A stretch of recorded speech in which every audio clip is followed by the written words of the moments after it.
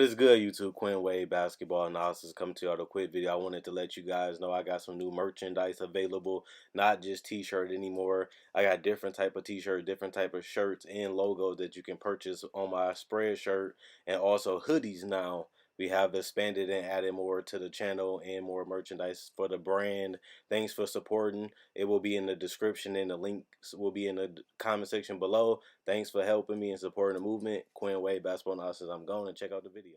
What's good, YouTube? Quinn Wade Basketball Analysis coming to our video. We're going to talk about the Atlanta Hawks trading Kent Baezmeore to Portland for Evan Turner. I think this is a deal that had to be done eventually. Kent Baezmeore is a decent three-point shooter. He's taller, he's longer, and I think Portland will he'll be a better fit with Portland because they already got the ball handlers and C.J. McCollum and Damian Lillard. I think at the end of the day, they had to find some way to get some shooting for cheap, and getting rid of Evan Turner, who has been a disappointment. I wouldn't say he's a bust because he's been on competitive teams and he's still in the NBA. He never really lived up to that all-star NBA-ready player that we thought he would. At the end of the day, he really didn't. But Ken Baezmeore being 29 years old, you're getting a guy that can really shoot the three. Very, very athletic, solid defender.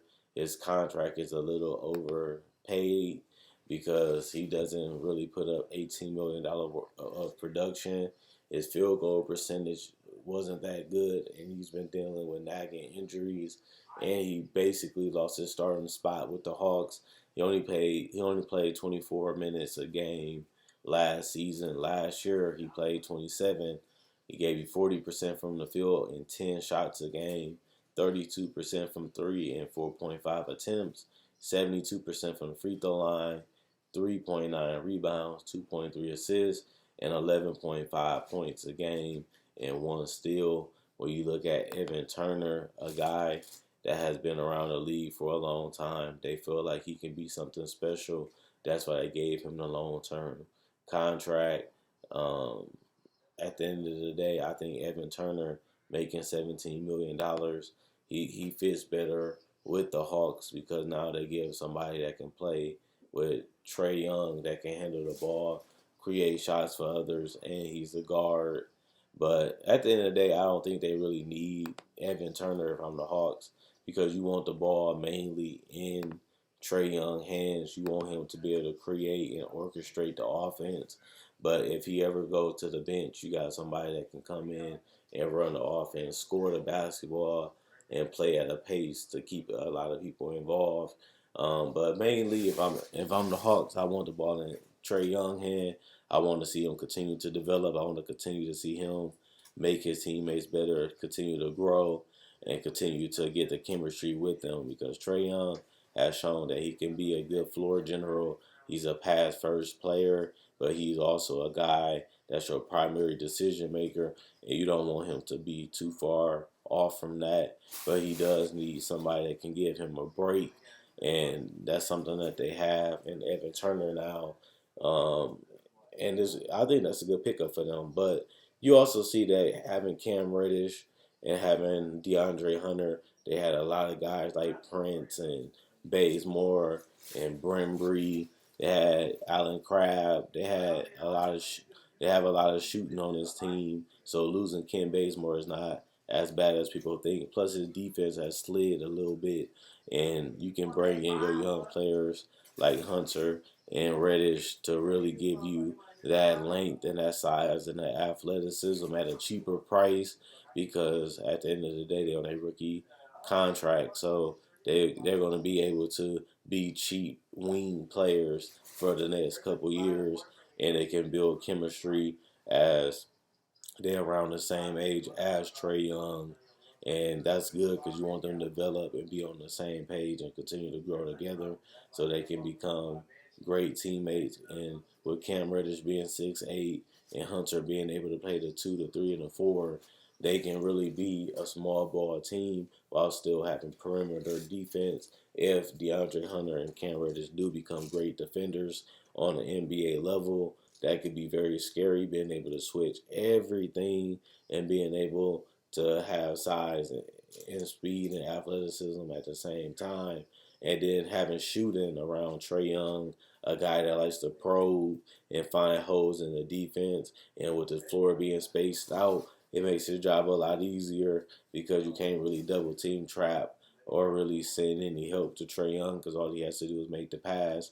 And with them having 3-point shooters, it makes them tough to guard because if they're knocking down their threes, Trae Young can get to the paint, get his floaters, he can get his kickouts, he can get his dump offs, and he can get his pick and roll to get live dump offs, alley oops, and stopping pops, making them one of the most potent offenses. They showed that they can score against anybody last year, and to me, adding more wing depth, and you still have shooting with Hill, Herder, Crab, Baezmeore, even if they decide not to keep a lot of these guys, one thing they don't like is shooting. So I don't really blame them for getting rid of Cam Baezmeore for a ball handler and a potential playmaker, and Evan Turner that can play point or the two and even some three, depending on what you need him to do and what lineups is out there. He can be a very versatile player at the end of the day.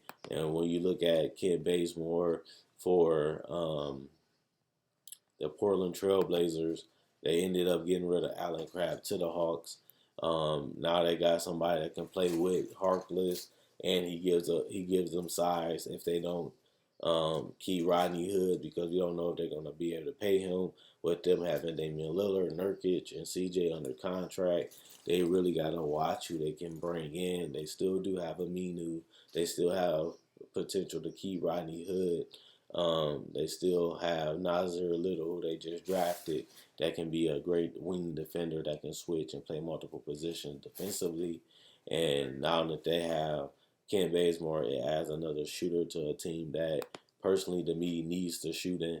And now that they have that, they have more weapons on for weapons on the team for Damian Lillard and C.J. McCollum. So this is a fun trade. I think that it's not gonna have huge implications on either team, but it does give them something that they potentially didn't really have.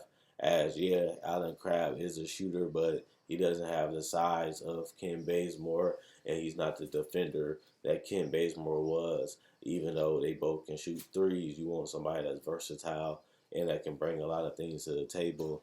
And I think Ken Bazemore definitely can do that for them. But even if they do decide whether they want to keep Evan Turner or whether they want to keep Ken Bazemore, it is good to have the option to waive them. It's good to have the option to have them on your roster if you do need them. And they are tradable players that even if you don't like them, even if they don't pan out, even if they don't work, you can still get rid of them because people are looking for those type of guys to be on their team. So to me personally, I think this is a good trade for both teams. Both of the salaries are about the same. It's basically a choice swap. They didn't have to do this trade. Neither team needed this trade. But in hindsight, it does make the job a lot easier for them making a trade like this when both of these teams possibly can use these players and utilize them in their own way. But I think even if they keep these players, they'd be good fits for the talent that they have.